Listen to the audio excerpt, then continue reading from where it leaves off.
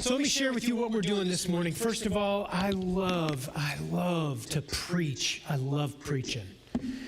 And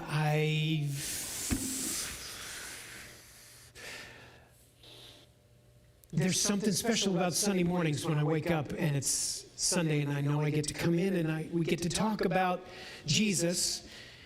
We always go to God's Word and we share that with each other. It's not just one person talking and a bunch of people sitting and listening. We listen for the voice of the Holy Spirit. And let me give you a bit of a commercial for next Sunday, the Sundays before Easter. Christmas. Boy, we just jumped right to spring. The Sundays before Christmas are called Advent. And so those Sundays, we are in expectation. It's a waiting time. We wait. We wait for Christmas like a kid, maybe who's gone and sat on Santa's lap and said, this is what I'm really hoping for, but it's not yet. And I want you to know that next Sunday, we're going to start something that's going to take us all the way through December, January, February, and March, all the way to Easter.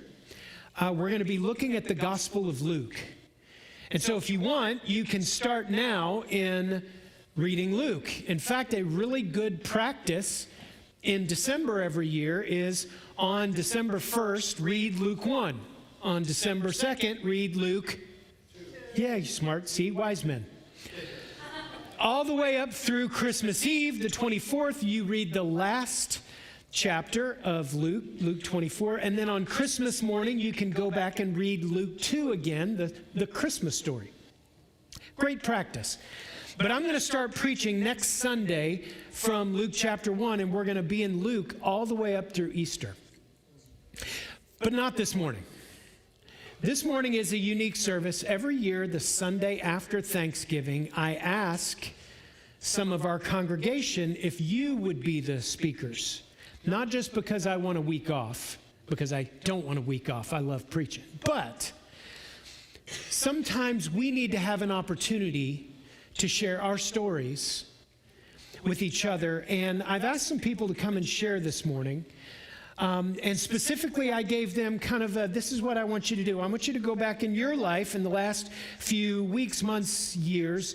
Here's what I've gone through. This is part of my story. And here's what God has done in response in my life, around my family. And I give him thanks. We just had Thanksgiving this week, and many of you sat down. You had a bunch of turkey and pumpkin pie and all that kind of stuff. But the reason that we do that is to give God thanks, not just in general, but specific. This is what I'm thankful for. This is what God has done in my life. So this morning I've asked a few people if they would come and share just a little bit. Al and Elizabeth, I'd ask you to come up. And so let me pray for those who are going to be speaking and sharing this morning, and we're going to hear from them. And I want you, as you listen this morning, I want you to think, if I had a few minutes to share part of my story, what would I say? This is what I've gone through. This is what God has done in response and in my world, and I want to give him thanks. Think about that as we listen for the Lord's voice this morning. Would you pray with me? God, thank you for the fact that you're with us. Thank you, God, that sometimes in real time we can see you at work in our lives. Sometimes it's not for a while that we can see you in the rearview mirror, but we know, God, that you are with us. We know, God, that you are at work in our lives. We know that you never, ever leave us alone. When we can see you and when we can feel you, you're with us. And when we can't see you, when we don't know what you're doing, we know that you are with us. Remind us, God, that you know us, you love us, you're at work in our lives, and you give us these stories so we can point the way to you and make much of Jesus. God, as these share part of their stories this morning, would we together make much of Jesus together today? In your great name we pray. Amen. is my very, very good friend, Elizabeth. Would you help me in welcoming Elizabeth Longbreak this morning?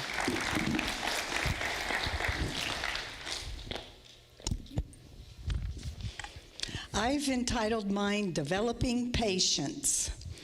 My journey possibly began in 1921 when my maternal grandmother passed away of cancer when my mother was only 8 months old. Then in 1985, my mother was diagnosed with breast cancer, which later metastasized into bone cancer. But my personal journey began March 1st this year when I discovered a lump. And because of my family history, I felt like I was kicked in the stomach. I feared I could potentially experience this debilitating disease and walk this long path that my grandmother and mother had. So we were in Florida at that time, so I called my primary doctor to set up a mammogram appointment for when we returned to Clarksville. After the appointment at Tenova, I was told it was cancerous, but it would be a month before I could see a doctor. So we contacted Vanderbilt and arranged for the scan to be forwarded. It was sent twice and was still unreadable, so I had to have a second mammogram at Vanderbilt. By that time that I met with the oncologist, it was now 3 months from discovering the lump. The transitional delay from Tenova to Vanderbilt, though frustrating, was in our opinion, and I use our because Al and I both are walking through this. We feel that was led by God because the doctors that I was assigned are so professional and had confidence in the surgery and the therapy that they were going to prescribe for me that it calmed us during this period. So I had to have patience. I was diagnosed with aggressive, high-risk HER-positive cancer, which means the cancer is fed by estrogen produced by my body. Surgery was scheduled for the end of June. Then I was told I'd need a second one because they wanted more tissue from me. Finally, 4 doses of chemo with Cytoxan and Taxotere was started in August. One of the hardest facts with this cancer journey was the fatigue, feeling of helplessness, and the loss of hair. Now, the night before my second chemo, I was in the bathroom and I took my fingers like this and there was hair. So then I went like this and there was still hair and this. So I went to Al and said, I want to get this cut off because I don't want to be out in the public and go like this and somebody can have my hair. So we found a place because it was late in the evening, and on the way I shed some tears knowing what was coming, and I had this wonderful young lady who cut the hair, then shaved my head, and she wouldn't take any money for it. I tipped her because she needed something, and she gave me a hug afterwards and was so sweet about dealing with that. It's a hassle dealing with turbans, wigs, and a cold head.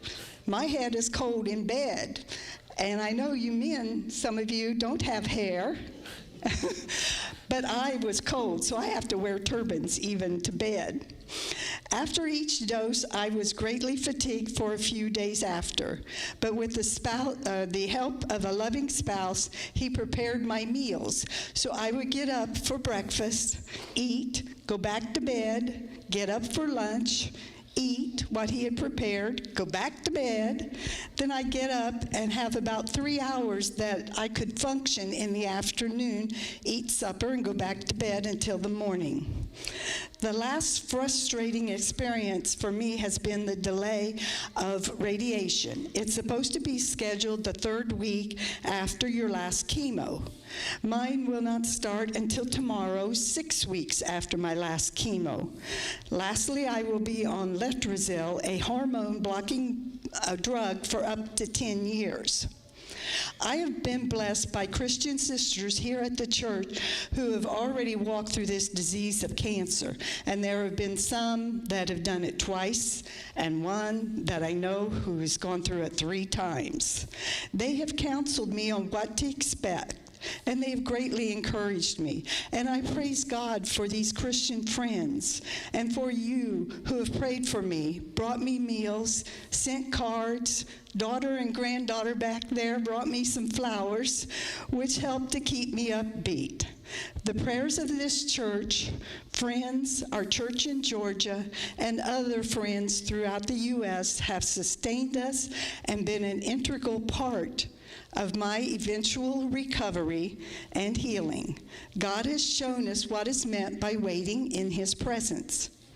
And I need the patience to do that. His path is not always lined with blessings, but He provides wonderful support through His people, and God's ways is always best. It has required patience in this journey that should have been finished the end of October, but now will go to mid-January. It's in God's hands that the delay hasn't allowed any loose cells to reattach elsewhere in my body. This experience has opened my eyes to the large variety of cancers. When I heard cancer before, I just figured it was cancer. Now I've learned there are all kinds of cancers and all kinds of treatments. I am now aware of the feelings that come with a cancer diagnosis: the loss of hair, fatigue, and the scary hope that it will be successful. We are trusting God that the path that Al and I are on will be successful. And I pray that God will help me to use this experience in the future to be his hands to help someone else experiencing the cancer walk. And a verse that has helped me while I've gone through this is Philippians 4:11 and 13. For I have learned in whatever state I am in, therefore to be content. And I can do all things through Christ who strengthens me. And Al will give his side.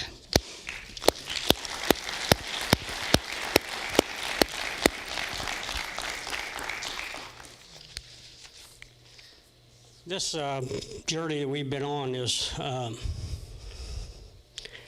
biblical.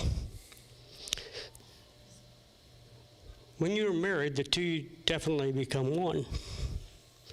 I didn't realize what was in store for me. I didn't realize what I would have to go through. Of course, when this happens, the normal thing to do is pray. So I prayed, and I prayed, and I prayed. It really didn't seem like my prayers were coming through. And Lord, where are you at? I need you now. He showed me that my relationship with him was stale. I needed a closer walk. I needed surrender of my heart. I needed to be hand in hand with him, not just when I needed him, but all the time. The message came through loud and clear. What I needed was a renewed relationship with God. During this walk, I walk in our neighborhood because Elizabeth was in bed for so much, so I would take walks. And there was a young couple that I always met. They were going one direction, I was going the other. The young couple we'd always greet each other and smile and wave. And I'd always tease him because he was always like 5-6 steps behind his wife. I go, come on, man, catch up. Catch up, man. He replied to me one day, where's your wife? I haven't seen her a couple weeks. I said, but she's got cancer. She's in bed. She's having struggles with it. He walked over to me, him and his wife, put their hand on my shoulder and prayed. Now, they didn't know if I was a Christian. They didn't know who I was. But they prayed. And all three of us felt the Holy Spirit that very instant. He came down to us. And this has happened now 3 times now. Every time I walk, I say, here comes Rod. Here comes Rod. Come on, Rod. Let's pray. He's always in for that.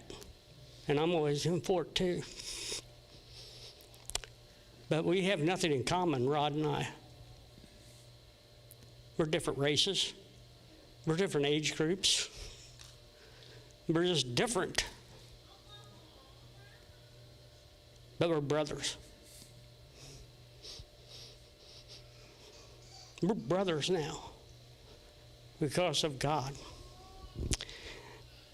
We have been given, Elizabeth and I, because of all the outpouring of love and support from this church, our church in Florida, friends that we have. We've been given a glimpse of heaven. This is what it's going to be like. I can't wait. I can't wait. Since the Thanksgiving weekend, I would like to thank the following. First, I want to thank Jesus Christ, my Lord and Savior, for his friendship, forgiveness, healing, comfort, guidance, reassurance, and for putting me on a road back to him in a deeper walk. I never really left him. I was just coasting. He doesn't want us to coast, because when we coast, we go backwards. He wants us to move forward with him. Second, I would like to thank our friends and family for their prayers and support. I'd like to thank the church and everything that you have done for us. And Pastor, I thank you, Pastor Joe, and when I went to Lincoln Homes, Pastor Charlotte would always pray for me.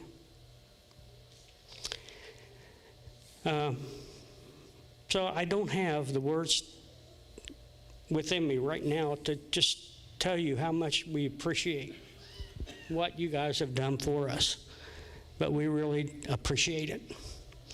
Lastly, this is a strange one, but I thank my father-in-law, Charles Cowgill. He modeled for me what it was to love, what it was to sacrifice for your wife when she has cancer. And through that, I am trusting God that I can make a difference in someone else's life as well. And I will. Thank you.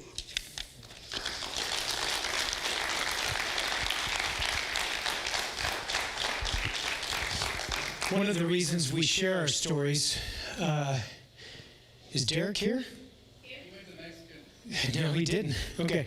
One of the reasons we share our stories is because, so Al and Elizabeth, they've been on this journey, you know, she backed it up all the way to the 20s, and then to the 80s, and then to March this year. But for somebody else that they're going to come across, somebody else, it's day one. It's that very first day. For those of you who have gone through grief, for those of you who have gone through physical challenges, you've got a few days, weeks, months, sometimes years experience, and somebody else is at day one and they just don't think that they're going to make it. So one of the reasons we share our stories is to give hope and to point the way to Jesus. Amen. Now, I've asked Derek to come because Derek has a different story to share. And if we just spent the rest of the week passing the microphone around, y'all's stories are going to be different than Al and Elizabeth, and y'all's stories are going to be a little bit different than Derek, but we all have something to share. And so I've asked my very, very good friend Derek and his Post-it note to come and share up there. Thank you, sir. Clap for Derek, too.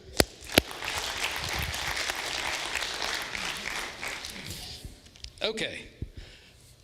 Did this in first service. I thought I was going to pass out, throw up, or both. I'm not as nervous. I'm still sweating like crazy. Bear with me. When Pastor asked me, most of you know me, I'm a talky guy. I love to chat and hang out and know that. But then he said I have to talk about me. I don't do that much. Yeah. So my wife was in first service. I got to embarrass her a little bit. She's not here, so I can do it even more. And she won't be any the wiser. Don't you say anything.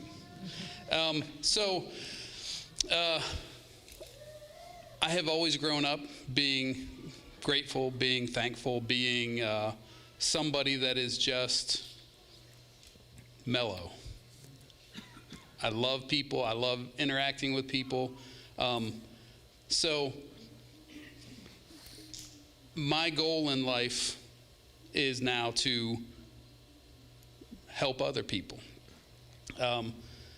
But I got to step back, not to the 20s, but 14 years ago when we first got to this church. We got to this church, and it's funny because Deb and Pastor Steve and Michelle went to college together at Mount Vernon. That's how we got here. It was great. And from the day we got here, the love, the fellowship, the people being there for us, it has been amazing. And it has just really, it's family. It's what it's come down to. And people, I have never in my life so far, never lived in one place as long as I have lived here. 14 years is how long we've lived in Tennessee. I grew up, my dad was in the Navy. I was in the Army. Every 3 or 4 years we moved. So we didn't get rooted. You just kind of bloom where you're planted, and then you were plucked out and sent somewhere else. So being here for so long, I've gotten to see all these little kids that I've, been interacting with. Well, now they're growing up and they're getting married and they're graduating and they're doing great and amazing things. And it's pretty cool, actually. I kind of like it. So the church, and then, of course, my wife, we've been married 32 years. She has put up with me and all of my goofiness for 32 years. But just when you think it can't get any better, we've known each other since high school. So it's been a lot of years, 30-something years. And she is actually the reason I'm in church today. So I am so thankful for her, not just for putting up with me, but she's the one that, directed me in the right direction.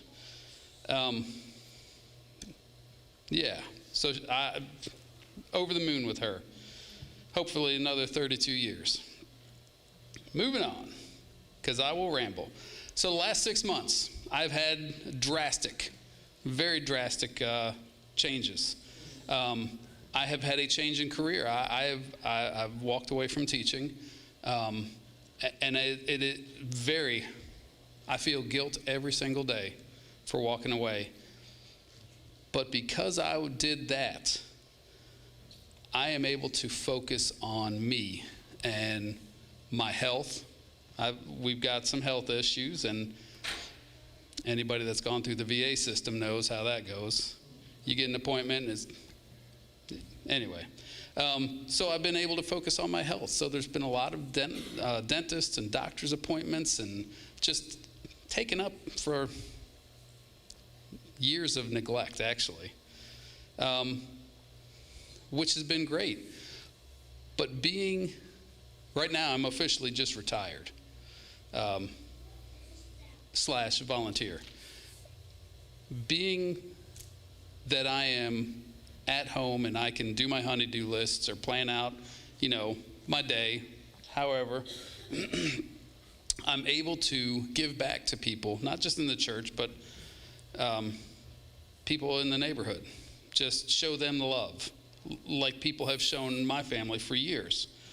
I was able to be home when my son called. He was, my wife goes off to work. My son goes off to work or to school. And he called and said, Dad, I've been in an accident. And it's pretty bad. It was a head-on. And I was able to immediately go where he was and stand there with him and, just listen, it's okay. Oh my gosh, I wrecked my car. It's stuff. That's stuff. That's replaceable. You're not. And in the midst of all of that, standing on Tiny Town with two cars that look like they've been in demolition derby, people from this church, is Caleb okay? Are you okay? Do you need anything? That just, wow, that was something else. And it is his senior year somehow. Somehow he is now a senior.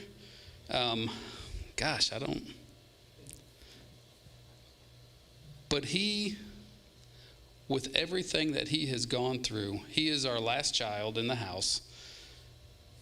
The older three are married. He's got the whole world in front of him. And sometimes he just needs somebody to kind of nudge him. Hey, you probably ought not to do that. And sometimes it's really funny because he's got a great group of friends. And there was an incident where I did have a Walmart shopping cart in my front yard. And nobody knew where it came from. But they're great kids, and he has surrounded himself with phenomenal young men and women, and I couldn't be prouder.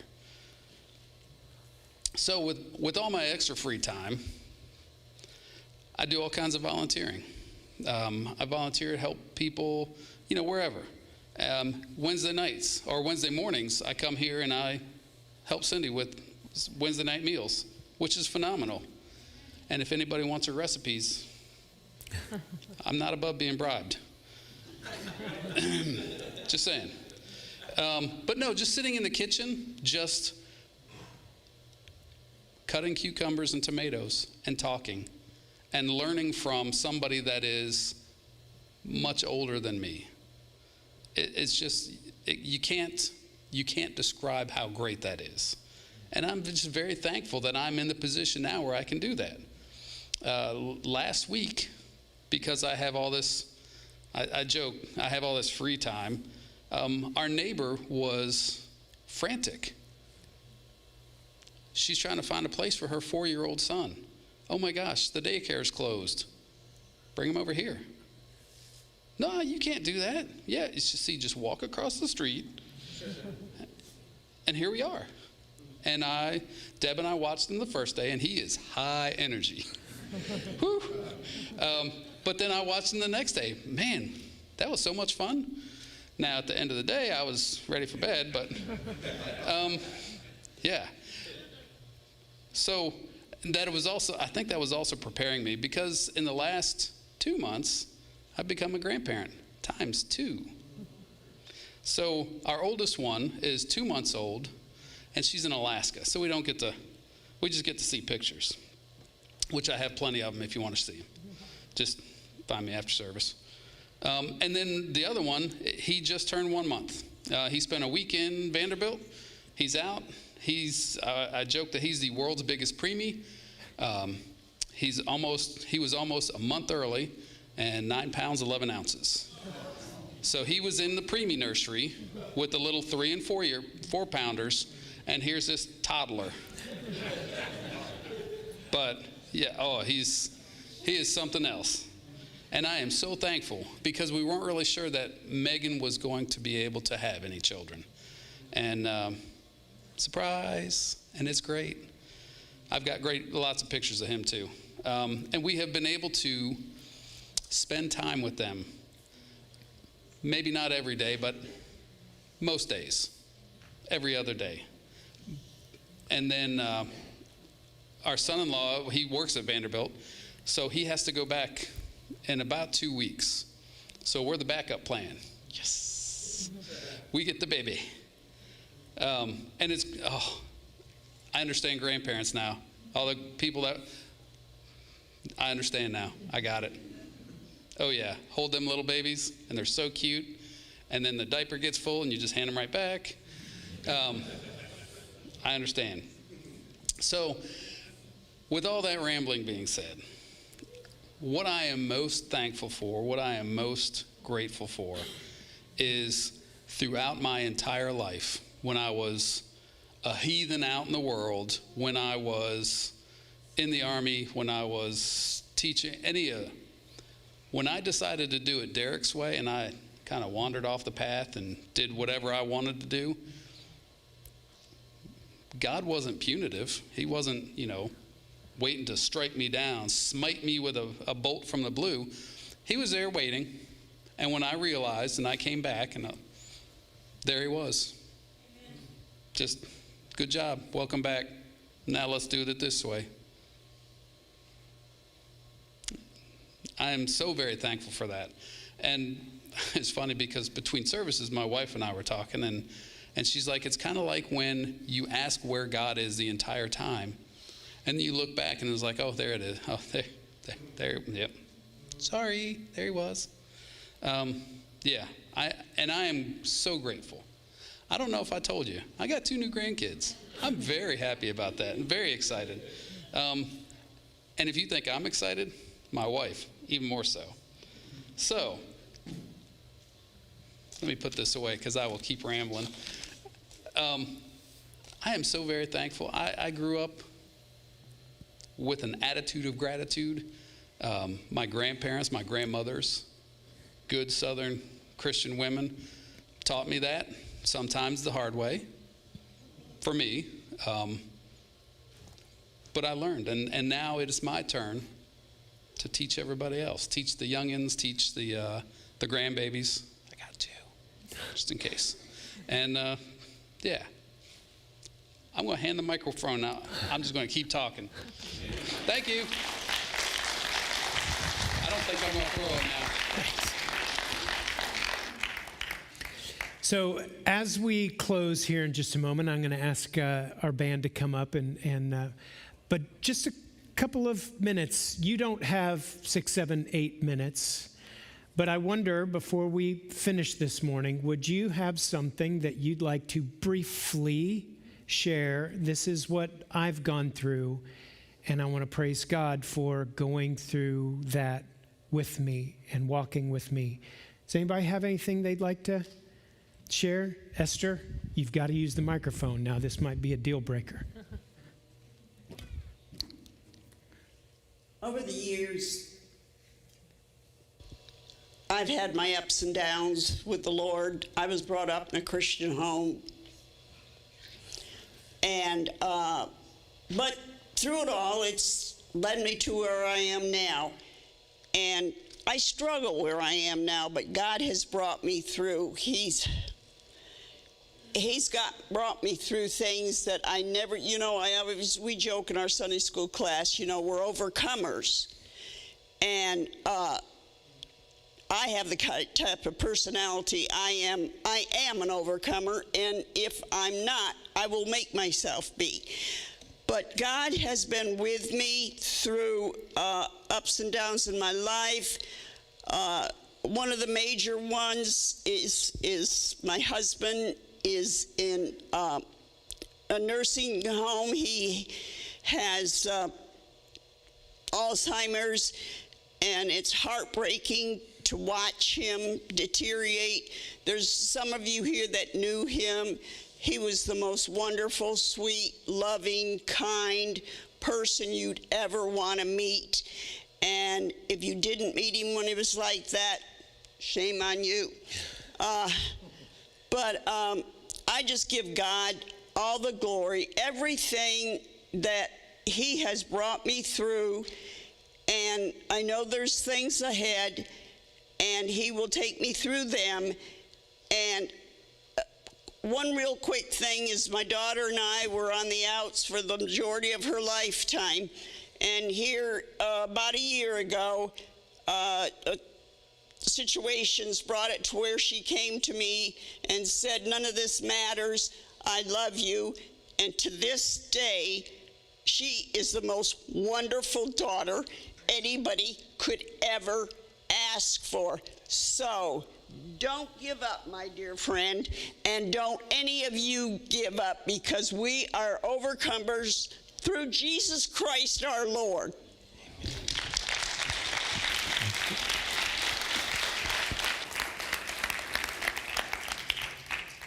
Anybody else? Very, very, very briefly.